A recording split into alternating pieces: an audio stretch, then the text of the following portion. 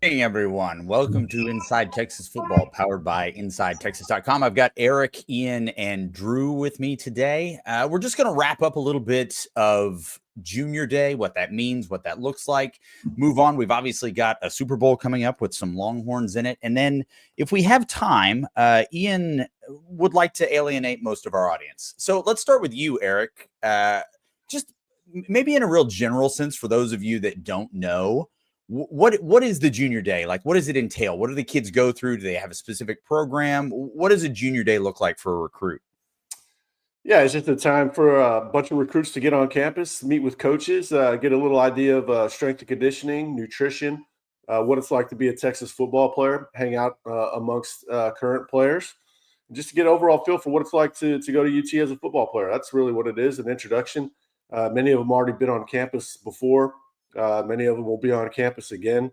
It's just another day in the process for them. It's not usually a recruitment changing thing, but it's an important box to check as these guys, they just want to become as informed as possible before they make their decision. This is just another one of those opportunities to get more familiar with the coaches and the program. How much of it is also getting those players together for like almost internal networking, right? Those guys now start talking to each other more. Yeah, that's important. There's not really package deals, but there's definitely something that we call consensus building. That if they're going to take 4 or 5 offensive linemen, you want those guys to know each other. You want them to know how they fit. The same thing goes that, I thought they did a great job with some of the secondary guys as well. Yeah, you want those guys to know and start building that relationship of, is this guy that I'm compatible with playing? Does he seem like a good fit with the program? Am I a good fit for the program? Yeah, I think consensus building is very important, especially at those two position groups. Sometimes you see it at wide receiver too. You like that last cycle. Khalid Lockett and Jamie French had a pretty good relationship. Obviously those guys are going to be going after the same football, but some other players that would have been quite as excited to play with. So consensus building is very important, especially in this day and age where a lot of these guys are very, very good, but they're competing for the same playing time.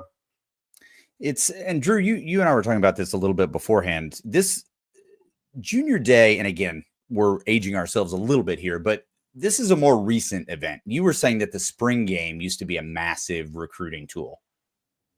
Yeah, it was a combination of both, but the spring game was like the day. It wasn't just going to the spring game. That was a day. That was the day you knew you can get as many recruits as possible to come out, and all that was kind of our consensus building. And so you'd have the Junior Day earlier in the year, earlier in the spring. And you kind of see you have some guys here or there that would show up and get familiar with the program during that time. But the spring game was when you got like the real, you got to see everyone else who was interested there. Because, hey, if you made it to the spring game, there was either real interest one way or the other. And so I will say it used to feel like a bit more of a free for all than some of the exclusivity I think that Sark and this group does with how they handpick. If you look at the offensive linemen, there's a certain scope of player they're looking for. If you look at the cornerbacks they've offered, there's a certain type of player that they're looking for. So it definitely feels more exclusive today than maybe in my day, but the spring game was definitely the thing that stood out more than anything. With this type of stuff, Eric, if you had to guess, what percentage of those players, this is their first time on campus? Well, they did have a good amount of 2027 players on. They were looking ahead a little bit more than maybe they have in the past, or I think it was the guys that they had on campus from that class definitely looked like UT players rather than maybe they like them or borderline guys. So a number of them it was the first time, but I would say, geez, man, especially the offensive linemen, those DBs, those really talented players. Most of them had been there before. I don't know what the exact percentage would be, but most. Yeah, that would have been my assumption. Is that this is just an add-on for them in some ways. What's most important is I think there's going to be a decent percentage of those guys that actually end up in the class. Right. And this is just coming from Helio here. He's asking, why do you guys think the amount of recruits from Junior Day was lower than in previous years? First of all, was it lower, Eric? Yeah, it was. I think that has a function of the season lasting so long. They had normally they would have had, what was that, the 20th? So that was the 25th, right? And what was the last day game of the season? Was the 16th or something? Yeah. So they're playing deeper into the calendar than normal. But a lot of it is, I think they can be more selective now too. They don't have to necessarily have a cattle call. Texas is a much more desirable school than it was a couple of years ago. I think Sark is doing a good job of proving that if you come to Texas, it's transactional. We're going to get you to the league. They're going to have another 10, 11 guys going, maybe 12 guys go get drafted again. And that's resonating with these recruits. I think Texas is a lot hotter than it was just a year ago. And that's why I feel confident that a number of those elite kids that visited this weekend are going to ultimately end up in the class. And again, I want to talk about those players that are in the league, specifically those that are playing in the Super Bowl. But before we do, and I want to just get over to Ian there because he's been doing a lot of yawning. So I'll throw this one to you, Ian. Garrett asks, how much more confident are you guys about our chances versus OSU next year, given the departures?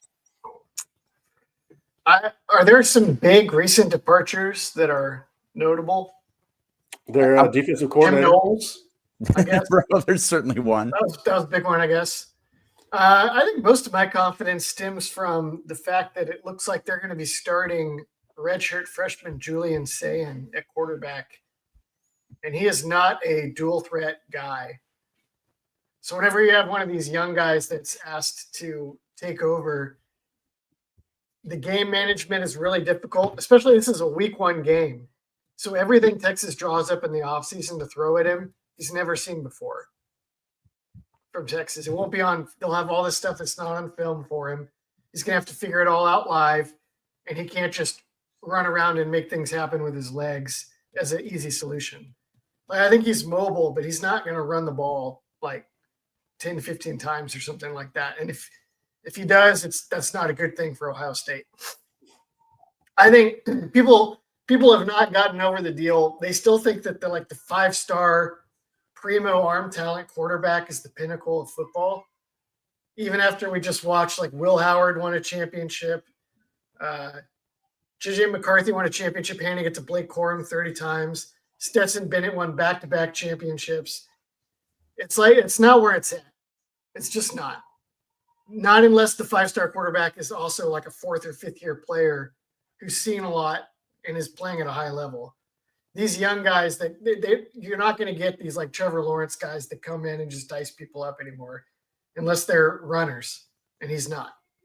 So that makes me feel pretty bearish on Ohio State living up to the expectations for them next year. I'm sure they'll be 10-2 or something, but beating Texas or repeating, I don't see it. Beating Michigan. Ooh, all right. It could be. Well, along with saying, I would say that the losses on the defensive line are very big as well. Yeah.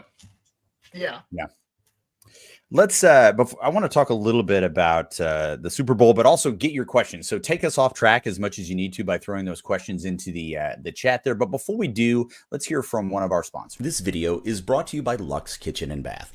Luxe has been offering high-end kitchen and bathroom remodels for 3 generations throughout the greater Austin area. With 5-star review after 5-star review on Google and Facebook, and an A+ rating from the Better Business Bureau, you can put your faith in Luxe Kitchen and Bath's award-winning designers and skilled craftspeople to bring to life that dream vision of your special home. But that's not all. Luxe's all-star team provides full remodels, large additions, and even commercial build-outs as well. So call Luxe Kitchen and Bath at 833-358-LUXE today. Or visit luxekitchenbath.com to discover where quality meets luxury and begin the process of transforming your home. Get a free quote today by calling 833-358-LUXE. That's LUXE. Or by visiting luxekitchenbath.com. Link in the description. So we've got Omenihu, Ojimo, and Worthy. Those are our 3 players that are going to be in the Super Bowl here in about 2 weeks. Ojimo being the only representative from Texas on the Philadelphia Eagles. Obviously, we've got Xavier Worthy and Charles Omenihu on Kansas City. Now, I know, Ian, you have an article probably coming out about Kansas City, specifically their offense, but I'm curious. I know that you were talking to a friend of yours while watching the Kansas City game, specifically about Worthy. What were some of your observations there? Worthy had a great game. a friend of mine was watching and he was like, wow, Xavier Worthy looks a lot different with Patrick Mahomes throwing him the football. And I could only, what can you say? No, that's not like probably the worst condemnation that Quinn Ewers has ever received, because it's possible Patrick Mahomes is the greatest quarterback any of us will ever watch. But he has certainly translated to the NFL better than some. I think there was some question over whether he would translate, and it seems to be working out pretty well. Well, he was climbing the ladder and making plays in the air, which we didn't see a lot of at Texas. We saw him win on the ground with speed and even some route running at times, but we never really saw him make plays in the air. And so that catch, and that was a close catch. I think the ball was pinned and not moving when it hit the ground. I didn't have a problem with that one. Yeah. But and then the one thing he's had that's unquestionable was going to translate to the NFL, despite his size, is toughness. He's a tough son of a gun on top of that speed. So. Quinn wasn't deep ball was not a strength of his, and also I think Sark tried to force that a little bit too much too, especially early in both their careers. You know what? There was probably a path for Worthy to be a slot receiver for Quinn and be a lot more consistent, I would think. The Mahomes and Worthy deep ball connection has not been very good this year either, in Quinn's defense. Yeah, I saw some NFL analysts complaining about how they could never get that synced up. So that's probably a little bit of a what do you call pardon for some of Quinn's play over the last couple of years, that apparently Patrick Mahomes can't consistently find this guy down the field either. Well, a lot of times that ball would drop at Xavier's feet, and you're wondering if he saw it. Yeah, the deep balls. That was definitely a point of frustration. But yeah, he looked amazing. He was fun to watch. That was an entertaining game. I think that spot was bad and obviously affected the game, but that was entertaining. 3 Longhorns. That's not bad. No, I would say so. That's pretty good. There's also, is there anything we want to say about Omenihu or Ojimo going into this? I love Charles Omenihu. I've always loved Charles Omenihu. Remember him very well as a recruit going up to Rowlett. He was poorly ranked. He was in a class that had a lot of highly ranked defensive players, Malik Jefferson, Holton Hill, Chris Boyd, Deshaun Elliott, all those guys. And that really put a chip on his shoulder. And I think that chip that he had at Texas is carrying him through to having a very good NFL career. It's a cruel punishment for me. I like the Texans and the Niners. Of course, he was drafted by the Texans, which made me elated. I could not believe that the Texans traded him to the Niners, which, again, if there had to be traded, might as well go to them. And then they let him walk for $20 million to go to Kansas City. But this is redemption for him. He got hurt last year in the AFC Championship game and missed the Super Bowl. So now he gets to play in the Super Bowl a year later, and he's a quality NFL player. If you watch and focus on Charles, he makes an impact every game. Yeah, absolutely, especially on those third downs. It's pretty impressive. I want to talk a little bit about moving forward here into next season. On3 has released what they call their top 25 impact players, and there were three Texas players that made that list, and I'm sure you guys can all guess them. It was Anthony Hill, Colin Simmons, and Arch Manning. These are all known commodities. You could arguably have Ant Hill being probably the most popular defensive player going into next season. And certainly all eyes are going to be on Arch. And Colin has absolutely earned that credibility going into the season. I'm curious, is there a player not amongst those three that might surprise people next year? Is there anybody off the top of your mind that you think actually could have a breakout season next year that wasn't listed amongst those three? They might need one more to make it in there to win the title, I would think. Ryan Wingo. You think it's Wingo? That would do it. Yeah. It would do it. Last year, going into the season, they listed their top 100, and I think only three Longhorns made that. Is that I can't remember. So one of these guys will remember that, but they didn't even have Jahdae Barron on there. Right. So, we all knew that Barron was a baller. I think Wingo, it's only a matter of time before Wingo has all the capability in the world to have a Jeremiah Smith type year next season. So going to have to get on the same page with the quarterback, but he's tough as nails. Not going to come off the field. I think he certainly has the potential. Whether it happens next year is, a function of everything, including pass protection, run game. You need all that stuff to come together. But Yeah, I think Wingo. See, there might be somebody else. I need to keep thinking. I'd like to hope that someone like Malik Muhammad can live up to what a 3-year cornerback going to the NFL would do. Yeah, that's a good call. If he lives up to that expectation, both the expectation I'm sure he has of himself and the expectation we have from him as a part of this program, then I think he should be on that list too. I mean, being that guy at Texas, that corner, I mean, it's him right now, right? So, we're going to need him to be on that list. Well, going into the season, I bet you a lot of the fan base would have said that Malik was better than Jade. Yeah. Trevor Gooseby would be the other one that's the obvious possible one. Yeah. There's going to be a lot of pressure on that kid for sure. I mean, there's plenty of potential breakouts. Hell, Jelani McDonald. I mean, that guy gets a pick 6 or 2, and his profile rises quite a bit. He's certainly got. I'm breaking down the whole roster right now. I've got people telling me he's a first-round talent, which I think is pretty evident when you watch it yourself. But it's good to hear that that's kind of the internal word on him. So potentially him. Caleb Downs. I love Caleb Downs, but they had him number 3. Is that? Yeah.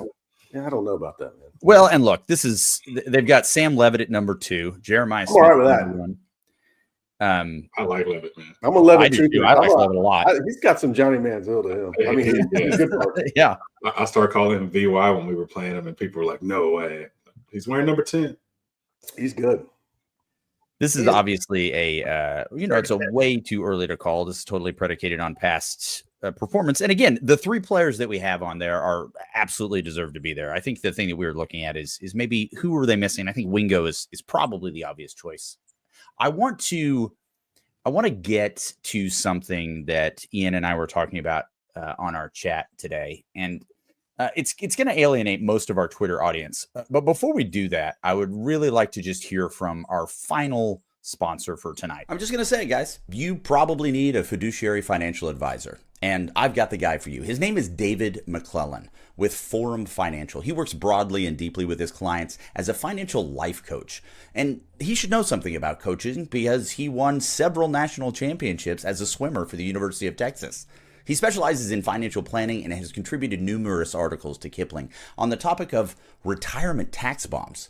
So contact David today to be your fiduciary financial planner and schedule a 1-hour consultation to assess your financial situations. The free consultation is available, so just give him a call. The number is 312-933-8823. That's 312-933-8823. His email is also in the description below. Now, before we get to that, I'm going to give you a little time to rev up here, Ian, but this is a legitimate question I want to throw, and I'll put this to you, Eric. Is there a reason why guys are pulling themselves from the Senior Bowl? If we discussed that earlier, sorry, but we have not discussed that earlier. Why do players generally do that? Probably because they're still banged up. It's a longer season. Yeah, longer season. Well, I don't know about those 3. I haven't heard anything definitive on them, but I know a number of guys are having like cleanup surgeries and are just still getting right from the season. I don't know if that's the case with Vernon. I mean, it's plausible with Makuba the way he's throwing himself around, but yeah, I don't know the exact reason. Vernon strikes me as a type that's kind of bummed out. He's not missing it. He's not the type of guy that would sit out because his draft spot is already secured. He could definitely move up with a good showing at the Senior Bowl and of course at the Combine, which I know he's still doing the Combine, but yeah, I don't know. No, that's not going to hurt his draft stock. Now Vernon had a good season. I just saw PFF had their top 10 highest graded D tackles, and both Collins and Broughton made it. Vernon is going to get drafted basically off of his ability off the ball, off the snap. He's very quick out of his stance, and also because he's going to have some versatility, being able to play numerous gaps. So yeah, I think Vernon's going to end up going in the 3rd. There's a little less need for the Senior Bowl when you got more like-on-like film from the playoffs. That's a fair point. Yeah. Yep.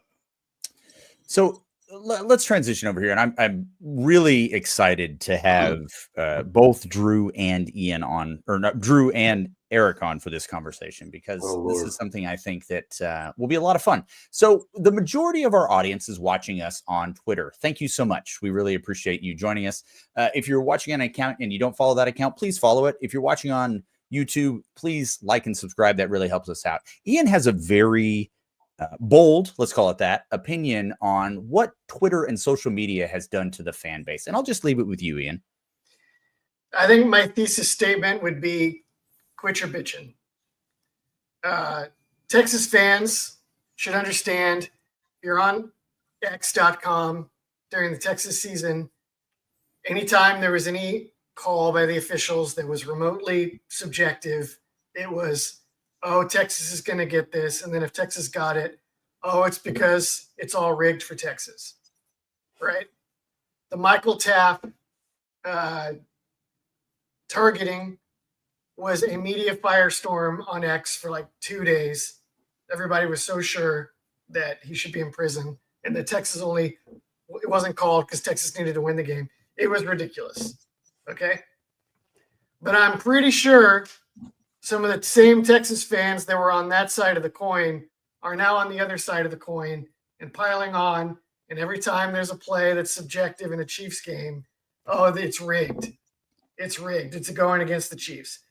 It's not that every single 4th and short for Buffalo was a coin flip because they couldn't move the pile.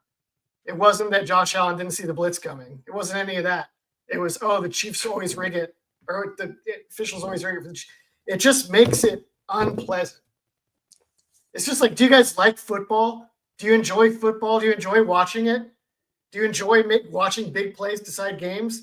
Or do you only enjoy bitching when the refs say something you don't like and the other team wins? It just drives me nuts. It's like a cousin to when all these sports media wanted to shut football down during COVID. And it's like, do you guys even like COVID? What are you talking about? And now the fans like football. The fans are almost guilty of the same, and the media are doing it because you make some complaint and you say like, oh, the NFL's rigging it for the Chiefs again, and adulation comes in, streaming in from the X users. And now all the users are doing it too. And we're descending as a society. Yeah. Now you also were claiming that this particular medium was making the fans soft. Yes. Okay. Can you expand on that a little bit? About the officials. So I tell my kids in flag football. Oh. What did the officials say? Well, then that's what happened. That's the rule. Yeah. Like, what are you going to do? A lot of whiny fans out there, Ian. There's whiny tough guys. Have the parents come at you yet, Ian, for not putting their kid in a position to win or play better? Or you're not developing their kid yet? Well, we win, Derek. So it doesn't really come up. Except for Ian, it's the Signetti of flag football. We did take a tough L this weekend, but social media has all these pile-on narratives too. It's like you can see like they gain momentum, and then everybody's saying the same thing. It's like social media just creates a big negative incentive structure, and people just are kind of a virtue signal too. It's all. I don't know. It's fun. What do you? Here's something I've been wondering about, but I actually looked it up. I didn't see a study on it. Higher IQ, NFL fans or college fans? It's got to be college fans, and I think that shows up in Twitter too. Yeah, I think that presumably higher percentage of them are college graduates, right? Yeah. So when you're talking also about the NFL commentary I see on Twitter is a lot more basic and it's a lot more emotional than I see in college, and that's saying something. I think there's the incentive that social media also creates is, well, it amplifies the incentive to be first, right? It amplifies the incentive to do a emergency podcast to announce your new defensive coordinator. Like, these are the types of things that social media does. Like, it puts that onus behind you to go do something like that. And I think that's also, I mean, if I can, wave this flag a little bit, I will say that the discipline that Inside Texas shows on that stuff is, sometimes doesn't mean that we're absolutely first, but we're more often than not right. And I do appreciate that. Jackson Miles is saying, I hate how fans just want as many 5 stars as possible. That sucks. I mean, who would want 5 stars? That's dumb. I know what he's saying. But we need to add some context to that. First of all, yeah, it's on a macro level, you do want as many 5 stars as possible, but you want them to be accurately rated. So not all 5 stars are really 5 stars, and not all 3 stars are really 3 stars. You know, Byron Murphy never should have been a 3-star. He might have ended up at a borderline 4-star, but he was almost the 3-star the entire time. Charles Omenihu never should have been a 3-star, like we were talking about earlier. That was clearly a 4-star guy to me because he was giant with tremendous length and a chip on his shoulder. You knew he was going to maximize. So you really want talented guys with upside and you know, very high ceilings. Yeah, Jackson, that's saying what he means. They just want to, 3 stars can be great. So then it comes down to, are they evaluating the right 3 stars? And I think, you know, this staff has done well developing the 3 stars they inherited, and the guys that they're going after, you can tell that they've got, you know, definite NFL upside. You know, Kyle Flood doesn't offer a kid he doesn't think has the athleticism and the physical traits, the body mechanics to become an NFL player. And then a lot of it is you got to rate the head. How do you rate the head?